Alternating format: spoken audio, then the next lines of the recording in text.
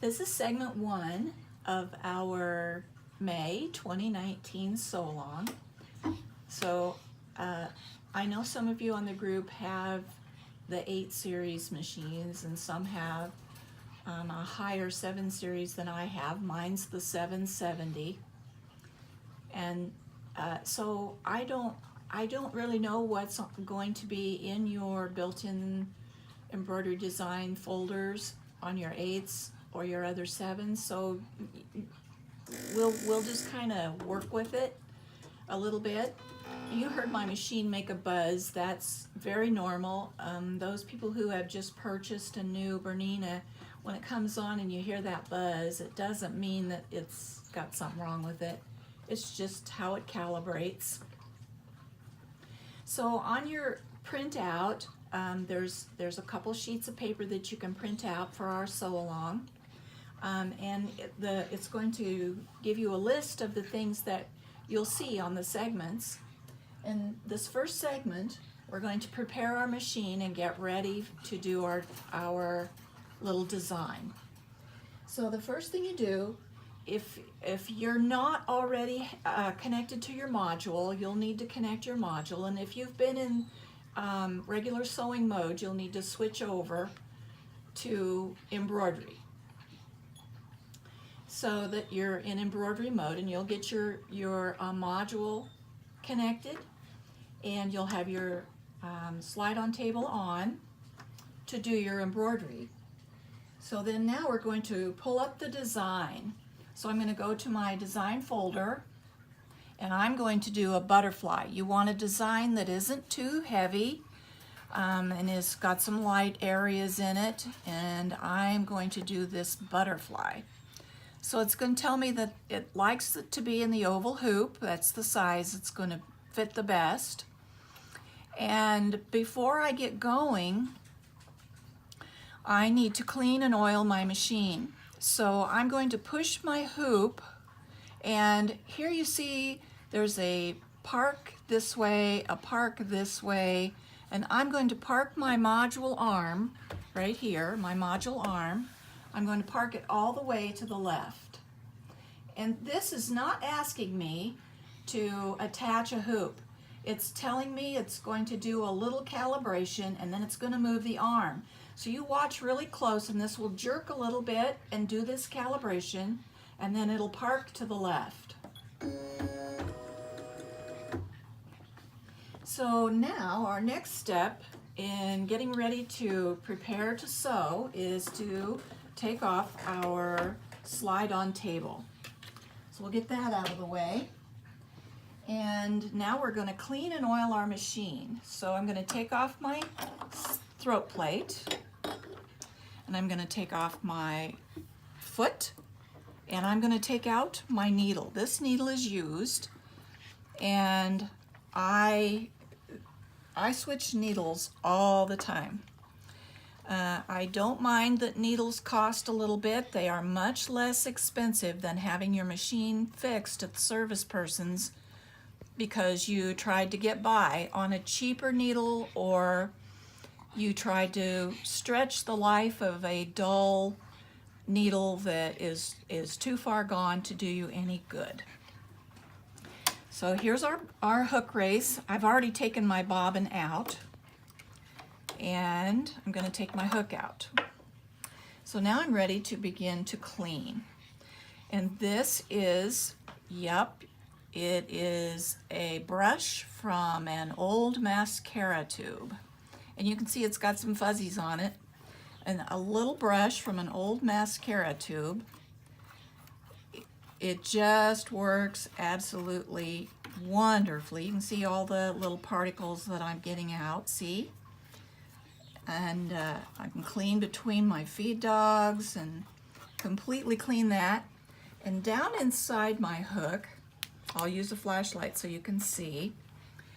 Around here there is a little groove. And lots of times there'll be a little piece of lint that gets in there. And I clean around this little groove really good. And sometimes I use the brush that came with my serger. It's not very thick, and it has long bristles. And so we keep that all cleaned out really good. And I use a piece of old t-shirt and I wipe off my race here. Wipe this off good. And now I'm going to show you a little trick. People complain on the groups all the time about how they fiddle with this forever to get it back in place. There are two ways of doing this. You can line this hole up with the silver dot. There's a silver dot, and you can line that hole up with the silver dot and it'll pop right in.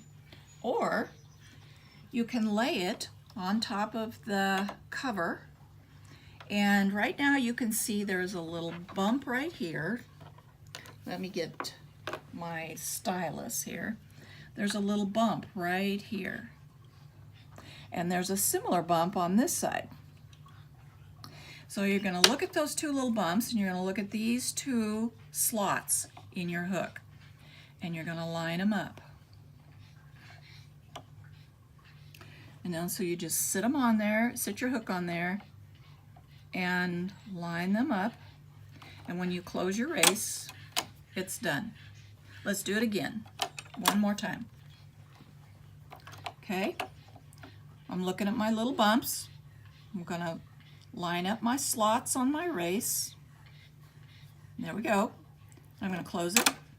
It's done. So, Bernina doesn't recommend that you put oil in this little oil reservoir anymore. They like for you to put some oil around the outside of the race edge, and I've already done that. And I'm going to need to put a little oil down on my little felt pads. So I will put a drop of oil on each felt pad. And by the way, you don't ever want to use any kind of oil other than Bernina oil. Bernina is a silicone oil, and all other oils that I know of are petroleum based. So always, always, always use Bernina oil. Well, we get to try it again. We get to try it again. Here we go. Got to line it up a little better. There we go. All right. So now we're going to fill a bobbin. We're going to put our throat plate back on first. This is the single hole throat plate. Single hole throat plate. We need that for embroidery. And I'm going to put on my 26. Well, I'm going to put my needle in first. I'm going to put a new needle in, making sure that the flat is to the back. And some people put a little card or a tissue under here if you happen to drop your needle. I just use my fingernail. I've always done it that way. It's probably not very recommended, but I guess it's the force of habit. So now I'm going to put my 26 plate on, foot on. And we're going to make sure it's really securely on there. Okay, so now we're going to fill a bobbin real quick. So we're going to put the sensors down on our bobbin spindle. And I use 60 weight thread in my bobbin when I do embroidery all the time. And I've got some notes in the printout that you can see, and this is a brand new spool. And people struggle also with how to find the end to a cross wound spool of thread, and it's down here at the bottom. I don't know if you can see it. I'll hold it under the light. Can you see the thread sticking out at the bottom? You just get a hold of it and pull it. And there is your thread. I got it, it's a little bit frayed here. Let me get a hold of it. There we go. I got it. And this is a brand new spool, so it doesn't have a hole in the bottom, so I'm going to make one. And I'm going to thread my machine up. Whoops. And we're going to put the appropriate size thread cap on. trim my thread, and thread to load a bobbin. You follow your arrows, and I put the thread up through one of the holes on the bobbin. Some other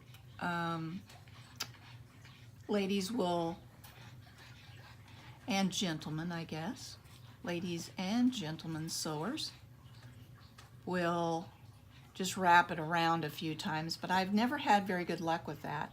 And then I'm going to just load my bobbin. And I'll stop and trim my tail off. And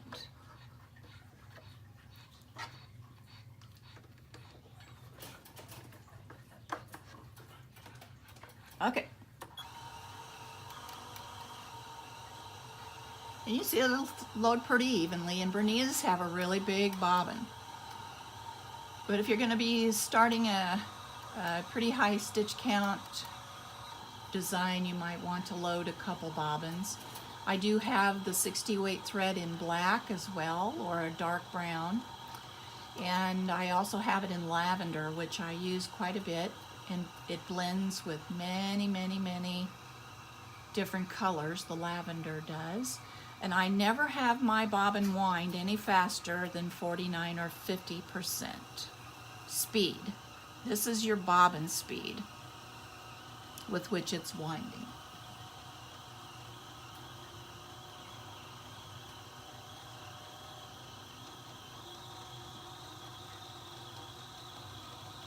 We're just about done.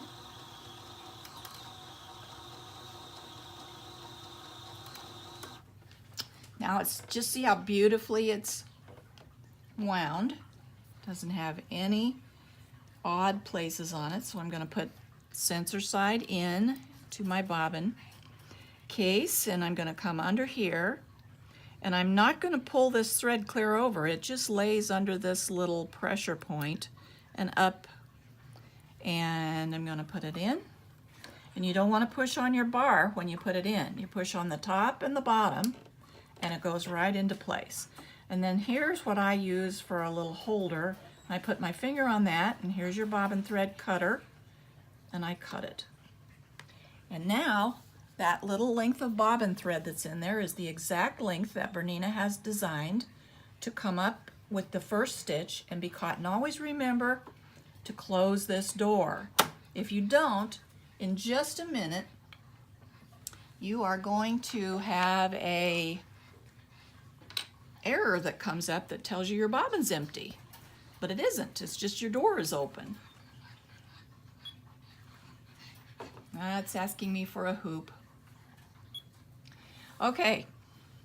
Yep, Bernina will ask you for a lot of things. You just got to answer its questions. Okay, now we're all clean. We've got our new needle. We've got our single hole plate. We've got a bobbin loaded and in. We're going to put our slide-on table back on and click it into place. And always do this gently. I never do anything rough with my machine. And now all I need to do is touch my embroidery needle icon right here, and it will bring my module arm into place, and I'll be ready to put my hoop on. And now it's asking for the hoop. It's asking you to pinch and put down. So that's when it's asking for the hoop. And that's the end of segment 1. So we'll film segment 2, and we'll hoop our stabilizer and center our washcloth and be ready to go.